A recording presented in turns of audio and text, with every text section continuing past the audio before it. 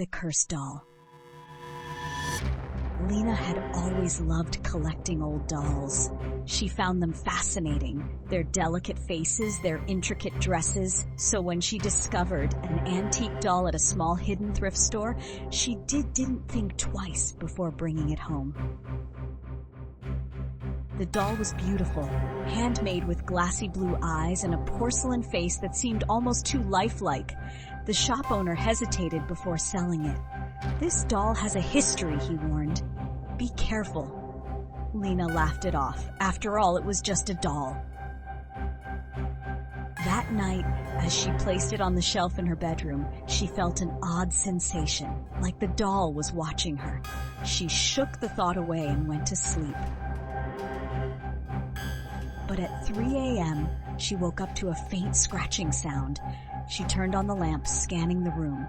The doll was no longer on the shelf. Her breath hitched. Slowly, she looked down. There it was, sitting on the floor near her bed.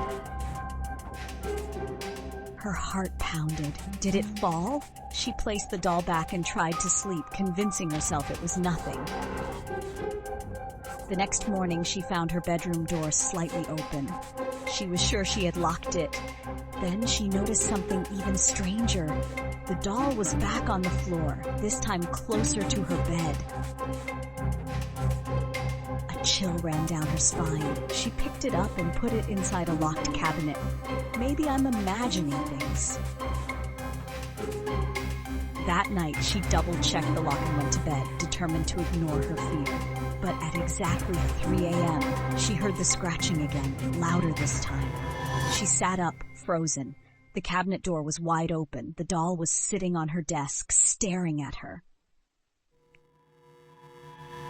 She grabbed the doll and ran outside, throwing it into the trash. But as she turned back to go inside, a soft whisper brushed against her ear. "You can't get rid of me." Panicked, she ran inside and locked the doors. She barely slept that night. The next morning, Lina hesitantly checked the trash bin. It was empty. Someone must have taken the doll, she thought, relieved.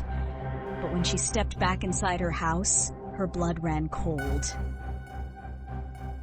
The doll was sitting on her bed.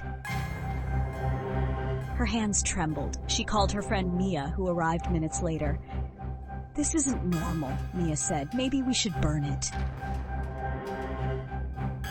They drove to a secluded spot and set the doll on fire. As the flames engulfed it, they both heard it, a high-pitched, inhuman scream. Lina never collected dolls again, but some nights, at exactly 3 a.m., she still hears the scratching. And she knows the doll never really left.